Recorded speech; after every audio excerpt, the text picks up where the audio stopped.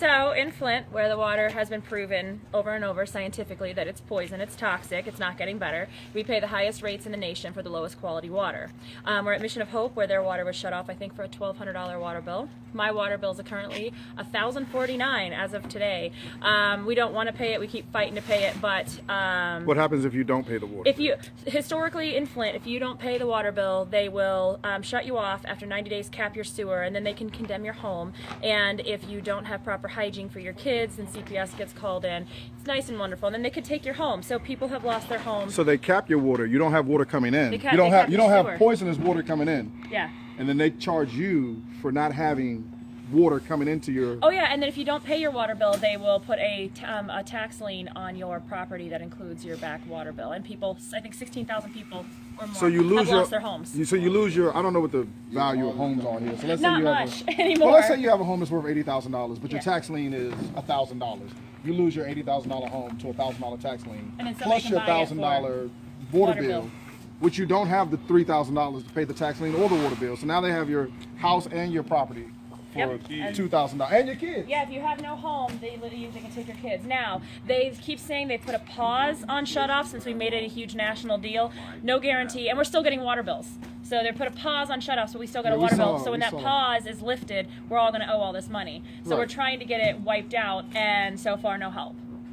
No help. And many of us are still buying our own bottled water because getting down to the fire stations is almost difficult, if not impossible. And there are some places that there aren't fire stations or grocery stores, like the North End, close to where we're at now. So let me ask you, because we don't live here. So what's the sort of the, how do you deal with it every day? How do you deal with not I mean, you don't have drinkable, tolerable water it's citywide, right? It's citywide. Unfortunately, we still have to bathe in it, so you're still getting exposed. I have a doctor's appointment at 3:30 because I'm not getting any better. When my family were dealing with seizures, anemia, bone loss, bone breakage, diverticulosis, liver failure, and that's just me.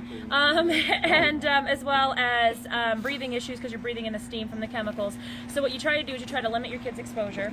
You plan your meals. You're adapting to... Yes, you plan your meals around how much bottled water you have. If you don't have enough bottled water, you don't get to make soup, or you can't rinse your meat and your vegetables because you're not going to use that tap water. The filters they give out don't fit my sink because I have a pull-out sprayer. Also, we just found out that in a lot of homes, it's not enough anyways. The filters aren't filtering out the high levels of lead.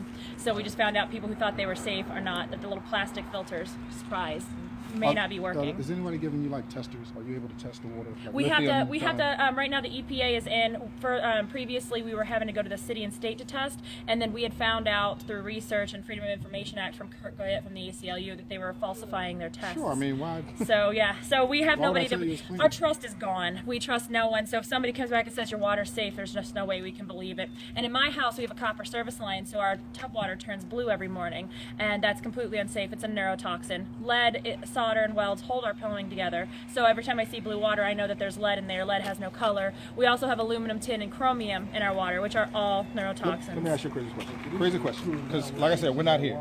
What will it take to fix the problem? Because you're here. This is ground zero for you. You're living it every day. Yes. What will it take, if money were no object, what would it take to fix the problem? Because we don't know. Because we don't live here. Replacing the pipes. The pipes were damaged by the caustic, untreated Flint River water.